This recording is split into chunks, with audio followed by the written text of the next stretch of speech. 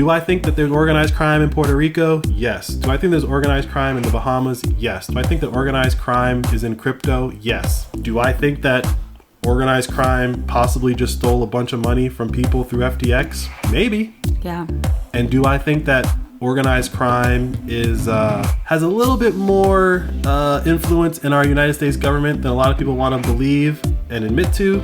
Definitely. And so I could see financial organized crime protecting FTX if they're in on this multi-billion-dollar theft.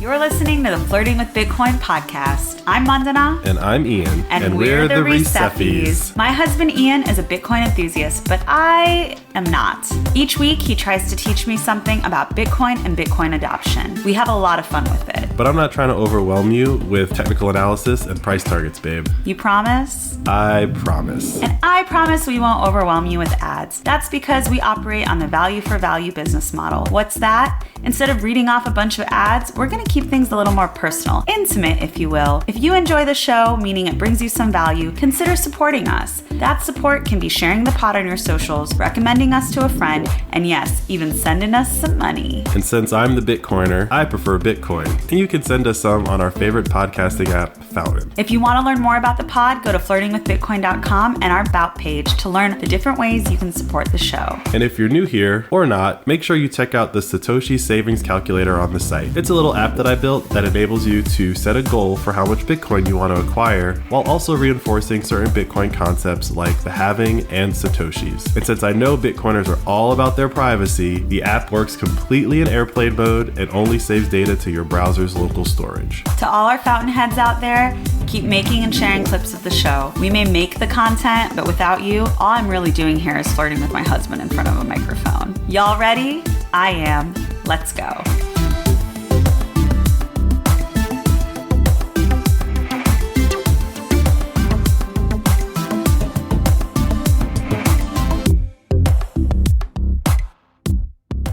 Hey Ian. Hey Mandana. Hola. Guten Tag. Buongiorno. Konnichiwa. Bonjour. And howdy. Howdy, y'all. So I have actually been away from Ian for a few days, so... Freedom! Yeah, he was living the wild life without me. I think he spent the whole weekend coding. What was it, 4 days? Yeah. 3 out of the 4 days. 3 out of the 4 days, he was just working, because I'm such a fun distraction for him. Normally he doesn't get anything done. Your words, not mine. Yeah, I don't... You wanted this. You have nothing to say to that? Nope. You wanted this. You signed up for this. On the advice of my counsel, I have nothing to say. Counsel, yeah, you're the one. You proposed to me, okay? Let's not forget. What's the time, babe? The current time is 7:66:017, and we are 952 blocks since our last recording. And if I give you $1, how many acres can I get on Bitcoin Island? Currently, you can get 5,865 acres. Oh, okay. So it's gone up a bit. No? What's that face? When you say up, like the price, the fiat price 6, of Bitcoin has gone up. Yeah. I went to Miami thinking that I was going to be just like dropping Bitcoin left and right, going and paying for all the things that I wanted with the Strike app. And that was not the case. I didn't seek it out. Like I didn't pull up like, oh, which businesses accept crypto, but I never saw it at any of the registers. But I do have a funny story for you guys. The first night I was outside of a restaurant. We were waiting to get seated in the street. This guy pulls up to one of my friends or walks up to one of my friends, and he is, hey, do you know anything about NFTs? And she's like, I do know. And she does. She's very well versed in this stuff. And she said, I do know what an NFT is. And he goes, okay, great. Well, like, I can like hook you up with some NFTs. All you have to do is scan this barcode. And he like, you know, stretches out his t-shirt, and there's like a barcode on his t-shirt. And he's like, scan this and you can get 100 NFTs. Sorry. Barcode or QR code? A QR code. Okay. I mean, it could have been a barcode. I know. Oh my God, am I showing my age? Crap. It was a QR code. So he's like, scan this. And my friend was just, I think, thrown for a loop. So she was like, what do you want me to do? And he's like, just take your phone and scan this. And that's when I step in and I'm like, NFTs are scams. No, we're not doing this. Because in my mind, I'm like, best case scenario, he's trying to give her some NFTs. Worst case scenario, he's trying to like get her phone information and hack the shit out of her. So I say, NFTs are scams. And his immediate response is, NFTs are what? And I said, scams. And he's pretending he doesn't know what the word scam is. And then I say, no, NFTs are scams. They're all scams. And I point to like, the whole group I was with. And I was like, none of these girls are allowed to fuck with NFTs. Like, you can leave. And he tries to say something else to me. And I say, I have a whole podcast, sir, about how NFTs are scams. You can leave now. And I don't even know how he took that, but he walked away. Well, got him to leave. I got him to leave, but I just thought it was so funny because they are all scams. He knew it. I knew it, but you would think that if you're out here in these streets, literally in these streets, trying to push an NFT scam and someone says, isn't it a scam? They would have a talking point ready to combat that. But he just pretended like he didn't understand what I was saying. I mean, I'm sure he hasn't encountered a lot of people that had that visceral reaction to it. That's why he doesn't have a talking point. Yeah, he thought like we were a good mark. Plus, you're at Art Basel, so like there's a bunch of Art people Basel, yeah. Sorry, you're at Art Basel. I got corrected a million times this weekend, so now it's my job to correct other people. Oh, is it also Ibiza? Ibiza, yes. So yeah, I mean, people at Art Basel aren't necessarily up on crypto, and so you have a large population of people that are coming in, very easy to scam. Yeah, and I think it's the new tourist trap. Definitely tourist trap amongst all the other ones that happen in South Beach. But I did think it was a little exciting that I saw like a crypto scammer in person. Mm-hmm. It was exhilarating, and I felt like I had protected my own people against it. So super on theme on what we're going to talk about today. Mm-hmm. The only other time I saw like Bitcoin stuff or crypto stuff was going into the Entitled Art exhibit that was on South Beach, like the actual beach. Cash App had a bunch of signs and people that said free Bitcoin. And I'm assuming it was like, sign up with Cash App and maybe get $5 in Bitcoin. I didn't really see exactly what they were doing, but I already had Cash App. We were just trying to get into the event, so we didn't stop it. But one of my friends did say, oh my God, free Bitcoin. And I looked and I said, this might be legit, but never go anywhere that's trying to give you free Bitcoin. So I immediately I was like, is this a scam too? But I feel like Cash App checks out. But who knows? Can we trust anyone? I don't know what free Bitcoin they were giving away, but Cash App is giving away Bitcoin that you can take out of Cash App. Yeah. So it's like Strike, right? Strike gives you, what, $5, $10? That's what I was thinking. You convert it to Bitcoin or not. I mean, we give away free Bitcoin for listening to our pod, so... I mean, we don't technically give it away. Fountain gives it away. Yeah. But if someone's offering you NFTs, run. If someone's offering you anything other than Bitcoin, run. If someone's offering you Bitcoin, hear them out. But also know that if they're giving you free Bitcoin, there is something that they want in return. Yeah. It might be your personal information. It might be access to your phone. Mm-hmm. You don't know. Absolutely. So yeah, I mean, that was a little disappointing. I had a really great time. But related to like the topic of our podcast, I don't have much to report. And I'm a little bummed about that. I was excited to make my first purchase in Bitcoin. But maybe, we're going on a couple of other trips. And so maybe we'll be able to use Bitcoin there. We'll see. Yeah, we'll see.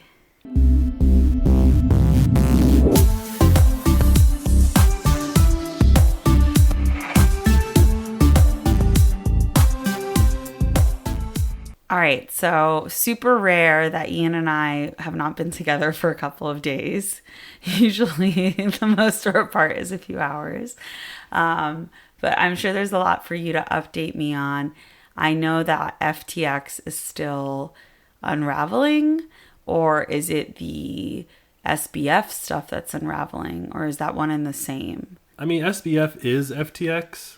Okay. Like he is FTX. But is the company completely shut down? Are people still making transactions on the exchange? No, everyone is locked out. The company is in bankruptcy restructuring. And there are people now that are trying to figure out what happened. Is Larry David under arrest? Not yet. Not yet? Ooh. And ironically, I think if any one of those celebrities that were hyping FTX during the last year or two, I think he probably has the best out based on the commercial where he's basically skeptical about FTX the entire commercial. And what jury would convict Larry David? Who would have it in their hearts? I mean, his shtick is just to be skeptical of everything. So I think he's probably, again, I don't know what's going to happen with that. But no, he's not under arrest. Okay. The thing about FTX right now is that the entire crypto space is focused on it. The Eye of Sauron is now focused on FTX. And that is not something that anyone wants, right? Let alone a person who probably committed fraud in a very easy to identify way. A lot of people have just been doing independent research and then posting what they found on Twitter. And some of the stuff that people have found is just it kind of contradicts what he's been saying. And the other big update is that he's been running around running his mouth. And then data is conflicting with what he's trying to say. It's very curious. I don't know why he's doing this. I have some suspicions. I understand why he might want to get ahead of it and say his piece. But when you listen to him talk, just stop talking, bro. Yeah, is he being coherent? No. Yeah. I mean, I would imagine that he's trying to control the narrative. I mean, he's trying to portray what happened as an inexperienced CEO making mistakes. All CEOs make mistakes. I've worked at a bunch of startups. It's not easy to run a company, especially early stages of a company. But the data is kind of showing that you actually kind of knew what was going on, and it's actually being confirmed. Insiders have been talking to different people that are investigating this, basically confirming it's impossible for him to have not known X, Y, or Z. So and X, Y, or Z being fraudulent activity? Fraudulent activity. We don't really I know this is really a conversation between you and me, and I don't want to go deep into everything. Yeah. But basically he's presenting it as honest mistakes. The data and the people that were around him are presenting it as, no, this is not an honest mistake. This was intentional fraud. Yeah. And so when he's out there giving all these press tours and answering these questions, almost everything that he's saying is being contradicted by someone who was close to him. Didn't Elizabeth Holmes kind of do this as well?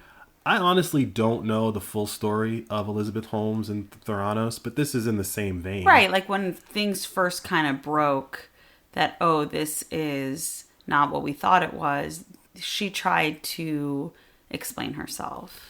Yeah, and again, everyone's going to try to do that. I think that's just natural. That's the thing. I don't think that's necessarily the reaction that everyone has in those situations. I think a lot of people go silent. Well, yeah, I mean, that's what happened back with Terra Luna, right? Will Smith went silent after that slap.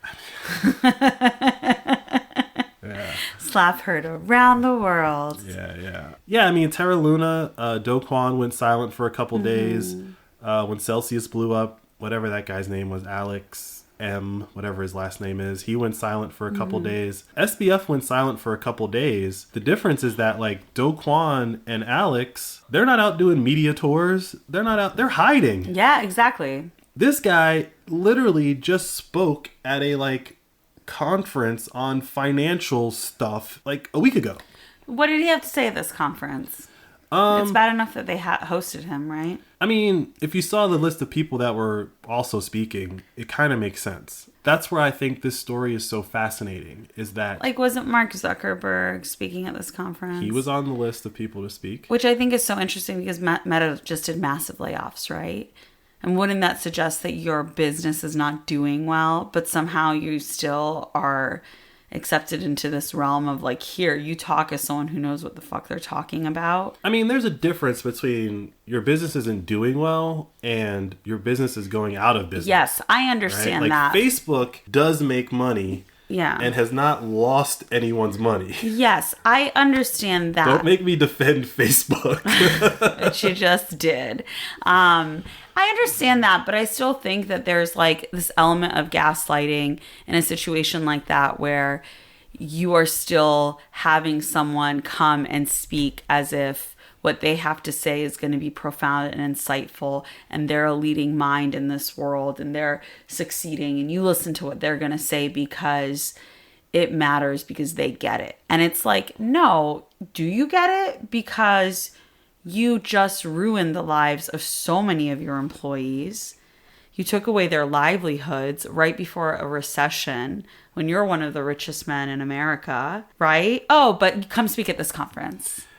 No, see, And then SBF is also still invited to come speak because what he has to say is somehow valuable and worth the time of people who are going to be paying to attend this conference. I think I saw it was like $2,500 a ticket or something Yeah, like those that, conferences. right? Yeah, of course, people's companies, their jobs pay for those. So it's like this, and that's another little pyramid scheme that conferences do. But it's just scam after scam. It is. But the thing about SBF that I think is the most interesting, not even SBF, but this whole just FTX scam that has been basically spun up and played out in a very short amount of time. I don't even think FTX was 3 years old. In a short amount of time, it went from unknown platform, which is not like Facebook, Instagram, Twitter, like those things have been around for over a decade. It goes from unknown platform to number 2 trading platform for crypto in the world to bankrupt. That life cycle, I don't think anyone has really seen play out that fast. Companies die all the time. Not necessarily they go bankrupt. Technically, that's how all companies have to end, right? We're no longer making money. How do we get out of this? Throw your hands in the air, declare bankruptcy. All the higher ups take their cut on the way out the door, and everyone else is left holding the bag. That's just par for the course. But the fact that it happened in such a compressed amount of time makes it appear more and more and more likely like a very specifically manicured scam. The fact that he's not in custody and not in jail and was speaking at a conference and has been answering questions and doing interviews as though those set of facts do not make you think that it's a scam, that, oh, let me hear him out. I want to hear how this went bad. It's like if you're a person that's enabling him to have that conversation, I just am suspect and I think you're in on it. And that's what I think is so fascinating about this, is that the people that are letting him speak, if they're in on it, which I believe they are, it's a very interesting list of people. Who are these people? Major news organizations. He's been doing interviews all the past week. So it's not a specific person. It's just he's been doing interview after interview after interview, and everyone's asking him roughly the same questions. And he's giving them roughly the same answers. However, he made a mistake. He's made a bunch of mistakes, but he made a mistake. He went on a Twitter space, which, if you don't know what a Twitter space is, it's like Clubhouse. And if you don't know what Clubhouse is, it's a group chat where people talk instead of using their thumbs. They use their voice. Oh, okay. Do you have video too? No, these are just pure audio. Oh, interesting. So Clubhouse kind of popularized this, and then Twitter was like, we can do that. Should we do that? Should we do what? A Twitter space? We could. Do we have anything to say? I don't think our product fits the Twitter space. Okay. Use case? Yeah. Is it usually like arguments? Yeah, it is. It's not that it's arguments. It's that our conflict sells, baby. It's not well, sure. Do you guys want us to go on Twitter space next time we have a fight? I won't show up. So you can go on there and just have I'll be it like, out. guys, you're not going to believe what Ian did. Yeah, I will not show up to that. He went on this Twitter space, and it was a bunch of alleged scammers, right? He was answering questions, and he's popular to me. I don't know if he's popular to everyone, which might be how he got caught up. But there's a YouTuber called CoffeeZilla, and his whole shtick is he busts scammers. He gets them to talk, and he basically exposes their scam. He did one very recently with this YouTuber that was trying to pump some crypto on his stream. Basically thought he had his microphone off, was caught saying a bunch of stuff on a hot mic, and then tried to come back and say that's not what I said. It's like, dude, we all heard what his own mic, his own mic, in the comfort of his own home. In his own home, he didn't know right? it was on. Okay, and I think. And if I recall correctly, they had a fake Cristiano Ronaldo, sitting in the room with him, pretending to be Cristiano Ronaldo, But it obviously was not Cristiano Who are Ronaldo. these people? Right? In his defense, it did look like Cristiano Ronaldo, but if you know anything... Oh, okay. Like, it wasn't just someone it looked like a voice actor. It looked like him, but if you understand that Cristiano Ronaldo's like this ridiculous athlete, the dude's body just did not look like Cristiano Ronaldo. Like, he's really let himself like, go. I don't, you know, whatever. I'm a dude. I respect other dudes. I look at their bodies to be like, man, I need to do some push-ups. That guy was in my camp. He was not in the... You're beautiful, baby. He was not in the Cristiano... Anyway, so he just recently he busts scammers. That's his thing, right? Yeah. So he was in this Twitter space. And he asked Sam a very generalized question. But his answer was so ridiculous that he just kept asking, like, follow-up questions. And Sam was like trying to talk his way out of it, and CoffeeZilla was just not having it. I think it was like a 20-minute, 30-minute exchange. Mm-hmm. I really think that like listening to that and then going and listening to all these like interviews that he's been doing with major media outlets, it shows that like if you're not asking him these questions, in my opinion, you're in on it. Mm-hmm. And CoffeeZilla, it was only like 15, 20 minutes. Sam's done hours worth of interviews, and I have yet to see a clip where he's been grilled in that fashion. Interesting. So, like, to me, it's like... Do you think Sam would come on our podcast? God, no. He would not. I mean, he might be dumb enough to. Let's invite him. But, yeah, this is open invitation, Sam. If you want to come on the Flirting with Bitcoin podcast and explain how you ran a crypto exchange and had 0 Bitcoin, I will gladly have that conversation. But, I got some questions. But yeah, I mean, again, just, very innocent.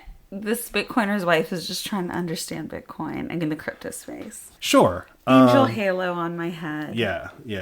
So yeah, like that CoffeeZilla exchange was just very telling when you compare that to quote unquote professional journalism. Yeah, and I think there have to be some agreements that are made in advance of those interviews because they just want to get those interviews. And so he's probably running the show to some extent, regardless of whether or not those media outlets are in on it.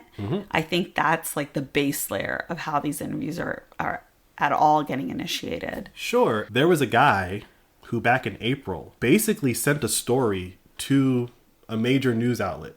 And he said, hey, I think this FTX site is a scam. I think it's going to blow up. I think it's going to cause a lot of people to lose a lot of money.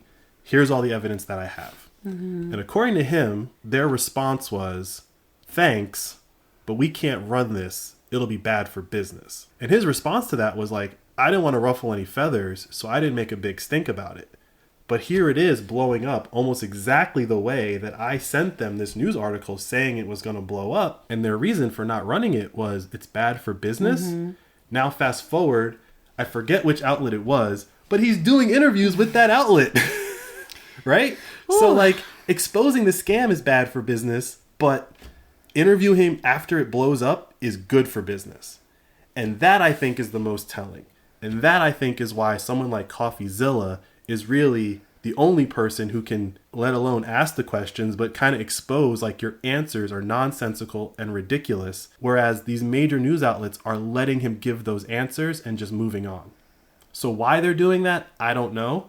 But I highly suspect that the FTX scam is going to be exposed to be a lot bigger than just some 20-something ran a company into the ground because he mislabeled some money. So is he a puppet? Seen what other people have said about him. I've never listened to this guy talk except for that CoffeeZilla interview. He does not strike me as an intelligent person. So the fact that he was like made out to be this wonder kid who was like going to change the world is like this altruistic billionaire. Say what you will about Elon Musk, but when he talks and explains very complex things, it's like, wow, he has some understanding of like how to build a spaceship, right? He has some understanding of how to build an electric car and why it's very challenging for certain parts of that process. This guy just kind of seems to be like, yeah, I made a mistake. I don't know. Like, he doesn't seem to actually understand how FTX was running. So either A, he's lying. Yeah, couldn't that be an act? That's my point, is that neither one of these options are good for him. Either A, he's lying and understands completely what was going on and is, at that point, totally in on it and not a puppet. Or B, he's a complete moron who a bunch of people in Silicon Valley poured billions of dollars into this company. After realizing that he's a moron, someone told them to give him that money. There was some incentive to give money to this kid who objectively, to me, when he speaks, sounds dumb. I would not give him any money. Like, maybe I'm a little more, like, careful with my money because I don't have as much as Sequoia. But, like, Sequoia's whole job is to go find companies that are run, in theory, by competent people that are going to have a return on an investment. This guy does not give off those vibes. I never had a conversation with him. I never was on the phone to write a $100 million check to him. But had I been, I wouldn't have written that check just from this interview with CoffeeZilla. And to just, like, put the bow on all of this. Tie it up, babe. There's a very, I guess at this point now, legendary, that's in air quotes and funny for a reason in a moment. There's a legendary story that when he was on the call with Sequoia, he was playing video games, right? That's like kind of canon of this whole story. Allegedly, I haven't heard it yet, but a lot of people... Ooh, he was playing video games? Even better. A lot of people are like, if you turn up the gain, like if you're listening to it and you turn up the volume, you can hear him. You can hear the clicking. He's playing games. Jeez. You can hear the clicking. And I'm just like, I mean, eventually I'll go do it. But the people that are saying it, it's like, I kind of just trust that that's true. Because it's already kind of been said once before. So even after all this blows up, he's still giving interviews playing video games. Allegedly. Typical millennial. Sounds a lot like me during work. I'm kidding. I don't play video games. But maybe I would if I did. I don't know.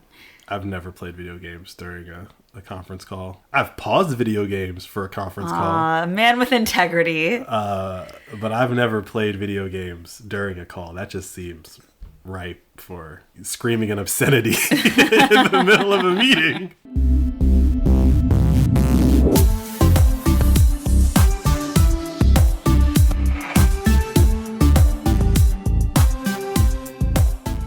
Okay, so what's going on with the other folks who lived in that penthouse in the Bahamas? Any consequences for them? So in that grilling that CoffeeZilla did, he kind of kept referencing, like, I've talked to people, like insiders that have like come to me and they're saying X. So he's been talking to people that were like in the Bahamas and involved in all of this.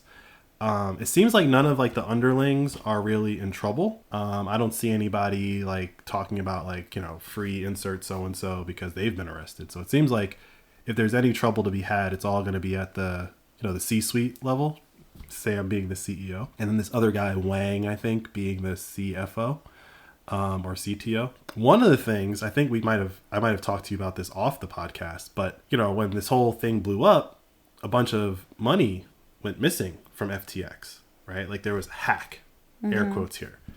And everyone was trying to figure out what was going on. Well, one of the stories that's come out is that the Bahamian,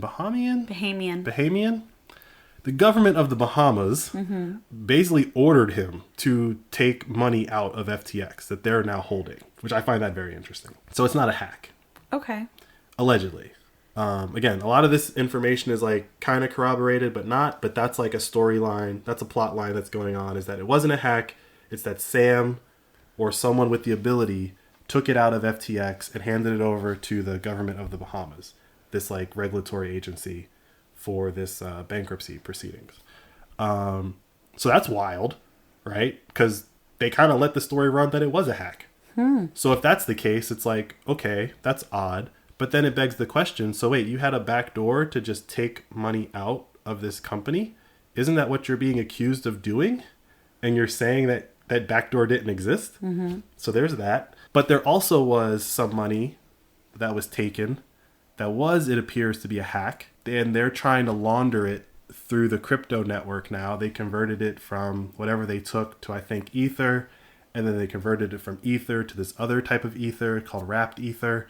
And then they tried to like get it to other exchanges and sell it. And so a lot of exchanges, I think one of them was OKCoin, kind of came out and was like, yeah, we're aware of what's going on. We're monitoring it. So like that part is definitely happening. Like OKCoin acknowledged, like, we've traced it. We're seeing what everyone else is seeing. And we're going to try to block the sale of this allegedly stolen money. But couldn't they just buy Bitcoin? Well, this goes back to a very fundamental point of Bitcoin, is that it's all on a public ledger. And so if they had taken it, which again, FTX had no Bitcoin. Yeah. Zero. You could buy Bitcoin on FTX, but they didn't have it. It was paper Bitcoin, which is like a whole other episode that we could do. But it was paper Bitcoin. It's an IOU. And when you say, I want to take my Bitcoin out of FTX, they go find it and give it to you. Mm-hmm. But they don't have it. So there was no Bitcoin to steal, allegedly. And whatever they stole, I think it was Ethereum or some other tokens. It's not important. They just stole some crypto and then they converted it into Ether and then wrapped Ether to try to like launder it, which is ironic. Laundered through Ethereum, not through Bitcoin. Exactly. Yes. Yeah. And the reason why is people have already been caught trying to launder stolen Bitcoin. Mm-hmm. It's kind of been shown if you steal Bitcoin, yeah, you might be able to hold it and you might be able to send it to someone else and they might give you goods and services. But if you ever try to take it out on one of these off-ramps, whether it's, Kraken or Gemini or Coinbase or whatever, they will catch you at the off-ramps. So my theory is that whoever stole this knew that because they were criminals. So they probably understood how the people that got caught using Bitcoin and thought that they had a better way of doing it. Remember that developer that got arrested in the Netherlands? Yeah, I do. The tool that he is in trouble for, it was an Ethereum tool. Uh-huh. Fast forward, FTX had money stolen and it's being laundered through Ethereum. So did that guy kind of build a tool that was going to be used to do this? Unknowingly? Knowingly or unknowingly? In the last, 6 months, all these things that kind of didn't make sense are all starting to kind of like converge. And it's just pointing to like Ethereum is where the criminals are. Mm-hmm. Whether it's real criminals or perceived criminals, Ethereum is where the criminals are. The government of the Netherlands arrested someone at the behest of the United States for building a tool to launder Ethereum, not to launder Bitcoin. Mm-hmm. FTX got a bunch of money stolen from them, and the person converted it to Ethereum to try to launder it. Like, there's something about the Ethereum network that criminals like. Ooh. And there's something about the Bitcoin network that is very, very scary to criminals. Yeah. And it's because it's an open ledger. Bitcoin is only for criminals, right? If you do any crime on the Bitcoin network, it's all traceable. So it's only a network of honest actors and people that are willing to roll the dice. But it's not a network of scammers. You can scam Bitcoin in different ways, like what FTX was doing, front running and pumping and dumping and stuff like that. But the actual transactions, you don't want to launder money through Bitcoin. And I find it very telling that the person who stole this money from FTX chose Ethereum over Bitcoin. And that part of this conversation, I'm not saying it's not being talked about. I think that's being lost in the sauce. It's absolutely being lost in the sauce because people are just using the term crypto. Exactly. Where even in crypto, it's like, they didn't launder this through Dogecoin. Mm-hmm. They didn't launder this through, insert whatever. Mm-hmm. For some reason, they chose Ethereum. And I don't know if that's a setup to make Ethereum look bad or if there's some aspect of Ethereum that kind of facilitates that.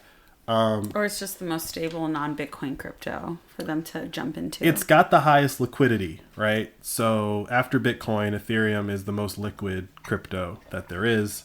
So you can move a lot of money and kind of hide it. Whereas if you try to steal $500 million and move it through Monero, that would kind of show up. Like, that would be a big day for the Monero network.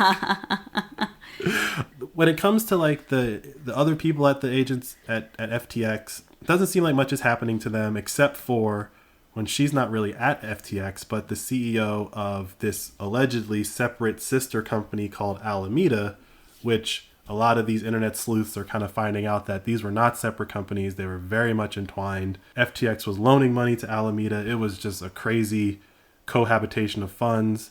And people. Commingling of funds and cohabitation of people. So, and she is, what's her name? Caroline Ellison. Uh-huh.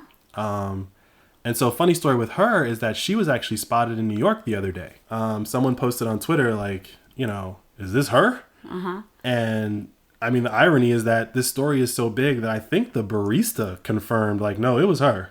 Dang. Like the person behind the counter knew who she was. And so then the question becomes, why isn't she in jail? Alameda's part of this scam. Alameda. And she's on U.S. soil. And you got a picture of a general 5-block radius of where she is. So go grab her. Let's talk to her. Just want to talk to her. We grab brown people from all over the world just to talk to them. Yeah. I just want to talk to Carolyn. I don't want to do anything bad to her. I just want to talk to her, right? Well, someone, Twitter, did a little like, sleuthing, and they were like, well, actually where she was spotted is only a couple blocks away from like a FBI field agency headquarters. So maybe she is there talking to them. She's an informant. Why she's out getting her own coffee instead of handcuffed to a table with coffee that's crappy being brought to her, different rules for different people. So I think that that's probably what's happening. I think that she's definitely going to roll on Sam. There's a lot of other things that she said in the past that lead me to believe that she was not actually okay with a lot of the things that were going on. And I don't want to say she was trapped, because you can always leave. But I think that... But who knows? I think we're looking at this like, these are just a bunch of soft kids, tech nerds. What do they know? But this is like mafia shit. Well, the reason why I'm giving her the benefit of the doubt is there's different reasons. There's differences between her and Sam. No, I'm not saying that. I'm saying like maybe she couldn't get out, or maybe other people couldn't get out because it's like, no, you're going to do this because this is how we're going to wash all this money. Well, we'll get to that because there's a story. There's another story in like the catching you up on FTX. Yeah. But the reason why I'm saying like she is in a different position than Sam is that, she had given some interviews in the past where she kind of said like they were coming with these ideas, and I was like, that doesn't make any sense. And then they would work out, and she was like, well, maybe there's something I'm missing here. Like being CEO of a company, you have a bunch of allegedly smart people working for you. It's like, well, maybe this is a thing. So I think that she gave a lot of those interviews when she didn't understand what the scam was. And I think between those interviews and then the thing blowing up, she definitely understood like what happened. And that's where she was trapped. Whether she's in New York to talk to the feds or not, doesn't really matter. I think that at some point in the future, she will definitely testify. Now, that being said, I don't know if she's going to make it to testify. Yeah, you think she's going to get killed? I think she's being really reckless being seen at a coffee shop in New York, namely because the person behind the counter knows who you are. Yeah. You're not like this nameless person who just happens to be involved in something. Like, and like a lot of people are mad at her? A lot of people. So, but do you think like whoever was pulling the strings in the media to keep FTX's story from like really showing how many people were involved in the scam, like do you think those people might be going after her too if she's like speaking to the FBI? I can't really speculate on that. I'm just saying a crazy person with a gun might do crazy things. Yeah. And if someone's walking down the street and sees you, even if you have bodyguards. Yeah. DoorDash that shit, girl. Regardless, like, even if you have bodyguards, like Reagan had bodyguards and got shot. Yeah. So getting shot is not hard. It's surviving getting shot. Yeah. So like she's being reckless because I think she's a little, in my opinion, I think she's being a little naive as to what's going on. Whereas Sam, he's staying in the Bahamas. Yeah. I think he's very aware of what's going on, and he ain't going to show up on U.S. soil without protection. Yeah. Now, why he's safe in the Bahamas, I think that's an even bigger question that we should ask, because so what, you're telling me no one in the Bahamas lost money because of this guy? Bahamas, I can find you in the Bahamas. Mm-hmm. That's not a big place, right? Yeah, none of this really makes sense. None of it makes sense. And to bring it all back to what you're saying, like I think she might be, mafia style, trapped or whatever. Yeah. So like a month ago, or a little over a month ago, I forget his name. I didn't really know who he was, but there was a tweet this guy put out that basically was like, if anything happens to me, I just want you to know that I didn't kill myself.